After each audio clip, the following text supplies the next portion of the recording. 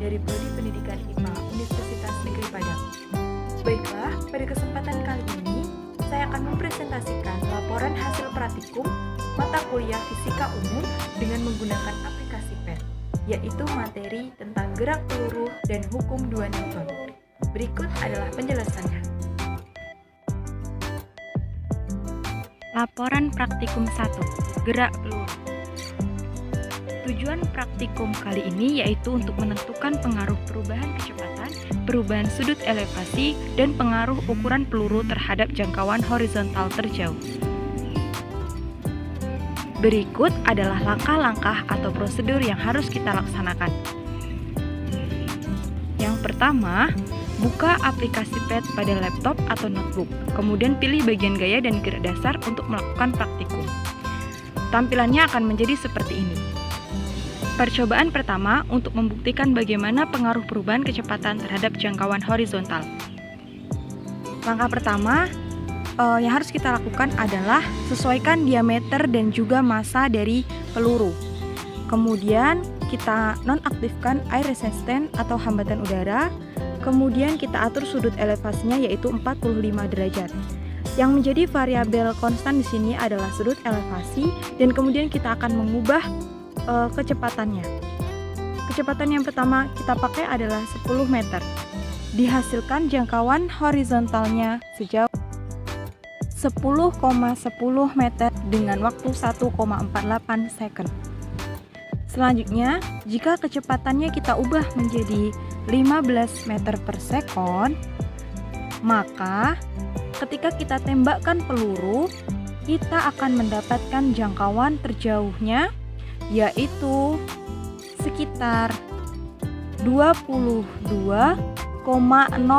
meter dengan waktu 2,16 second.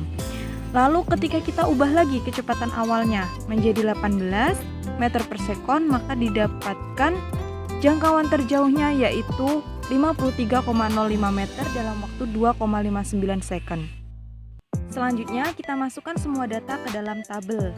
Dari hasil praktikum kali ini, maka kita dapat menyimpulkan bahwa semakin besar kecepatan peluru, semakin jauh jangkauan yang dihasilkan. Percobaan kedua, menentukan pengaruh perubahan sudut elevasi. Langkah pertama yang kita lakukan adalah mengatur diameter dan juga massa peluru. Kemudian abaikan hambatan udara, lalu kita atur kecepatan konstan yaitu 20 meter per sekon. Di sini yang akan kita ubah adalah besar sudut elevasi untuk mengetahui bagaimana pengaruhnya terhadap jangkauan horizontal. Kita akan mulai dari sudut elevasi 25 derajat.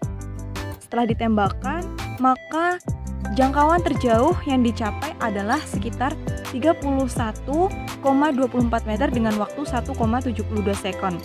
Kemudian bagaimana jika sudutnya kita ganti menjadi 30 derajat? Maka diperoleh jangkauan terjauhnya yaitu sekitar 34,64 meter dengan waktu 2 sekon. Lalu jika sudut elevasinya kita ubah lagi menjadi 40 derajat, kemudian kita tembakkan, akan menghasilkan jangkauan horizontal terjauhnya yaitu sekitar 40,16 meter dengan waktu 2,2 sekon. Selanjutnya kita masukkan semua data ke dalam tabel. Dapat disimpulkan dari percobaan ini bahwa semakin besar sudut elevasi, semakin jauh jangkauan yang dihasilkan. Percobaan ketiga, menentukan pengaruh diameter dan ukuran peluru terhadap jangkauan terjauh. Langkah pertama yang harus kita perhatikan adalah kita atur sudut elevasi konstan, yaitu 45 derajat. Selanjutnya kita atur kecepatan konstan, yaitu 20 meter per sekon. Selanjutnya, yang akan kita ubah di sini adalah diameter dan juga massa peluru. Pertama kita akan ubah menjadi 0,2 meter dengan massanya adalah 2 kg. Kita akan melihat bagaimana seberapa jauh jangkauan horizontalnya. Baik, setelah ditembakkan, kita bisa melihat jangkauan terjauhnya yaitu sekitar 40,77 meter dengan waktunya adalah 2,88 second. Bagaimana jika diameternya kita ubah lagi menjadi 0,4 meter dengan massa 3 kg? Kita tembakkan.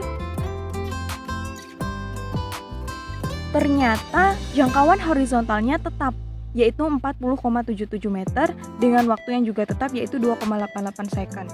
Selanjutnya bagaimana jika diameternya kita ubah lagi dan masanya kita ubah lagi? Diameternya kita ubah menjadi 1 meter dengan masanya 9 kg.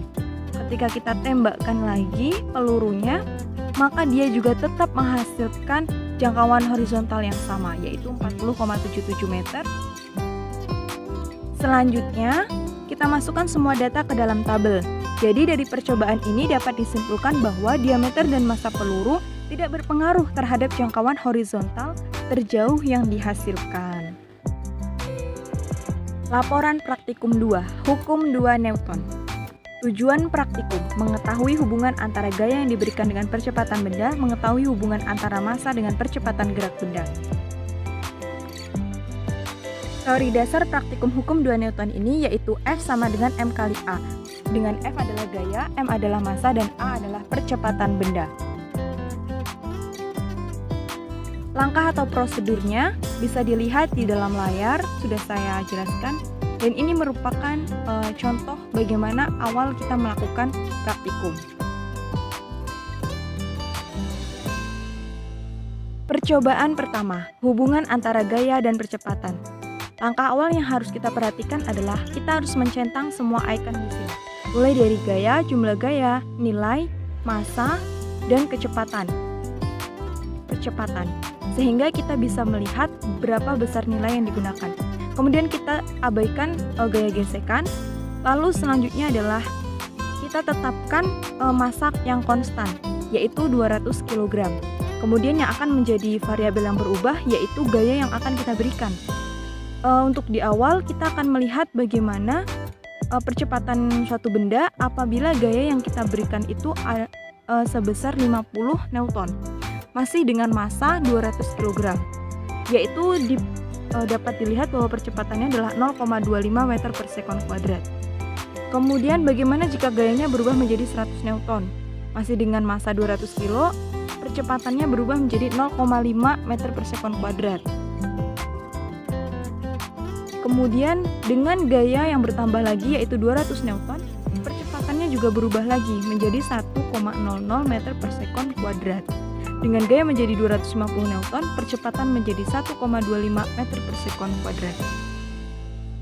Inilah pengaruh gaya terhadap percepatan. Selanjutnya kita bisa masukkan semua data ke dalam tabel dan dapat disimpulkan bahwa gaya berbanding lurus dengan percepatan. Artinya semakin besar gaya, semakin besar pula percepatan yang dihasilkan.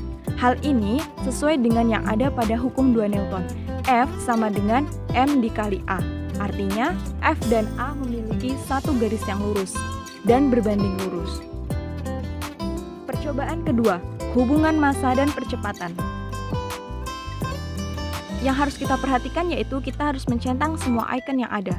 Gaya, jumlah gaya, nilai, massa, dan juga percepatan. Kemudian kita abaikan gaya gesekan dan kita atur terlebih dahulu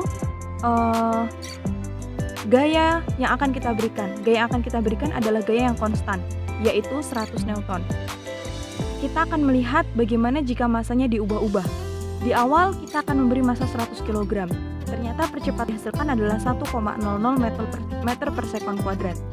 Jika massanya kita tambah lagi menjadi 150 kg dengan gaya yang tetap yaitu 100 Newton, maka akan dihasilkan percepatan sebesar 0,67. Dan jika gayanya masih sama namun dengan massa yang berubah, kita misalkan massanya akan kita tambahkan 50 kg lagi sehingga menjadi 200 kg, maka kita bisa mendapatkan percepatannya yaitu 0,50 meter per sekon kuadrat.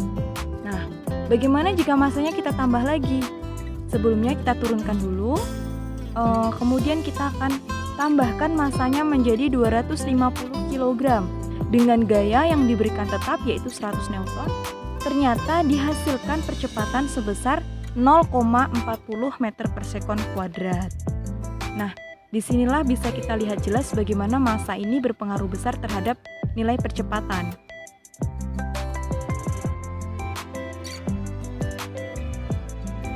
Selanjutnya bisa kita masukkan semua data ke dalam tabel Dan dapat kita simpulkan dari hasil percobaan ini bahwa massa itu berbanding terbalik dengan percepatan.